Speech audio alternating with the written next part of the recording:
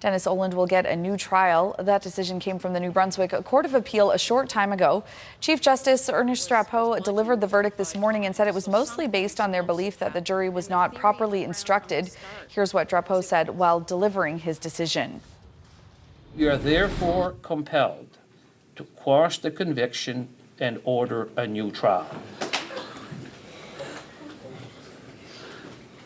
We would expect that any new trial would be considerably shorter than the first one, given the work done as well as the experience and knowledge acquired by the police, counsel, and the judiciary, and bearing in mind this court's unqualified endorsement of the trial judge's evidential rulings that were contested on appeal. More detailed reasons will be filed in both official languages at the first reasonable opportunity. Dennis Oland offered a smile when he heard Justice DRAPEAU's decision. Other family members cried and gasped in court. In reading the decision, Justice DRAPEAU said the jurors were improperly instructed on the issue of post-offense conduct. Here's more of what he had to say. A fabricated or concocted lie is one that is made up after giving it some thought. As such, it is distinguishable from a spontaneous, unreflected, or unconsidered lie. 3.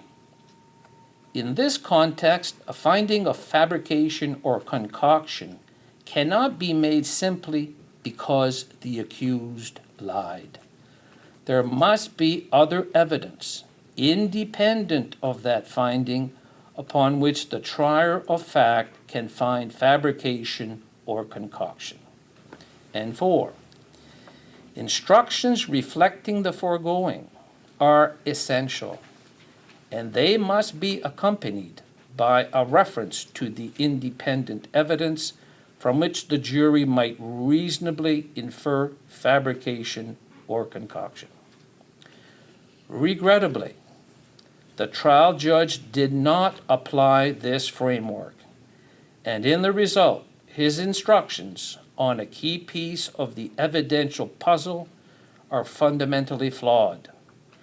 The jurors might well have found the appellant lied about the jacket he was wearing, and in the closing moments of their deliberations, distilled from that bare finding the clinching element for their verdict.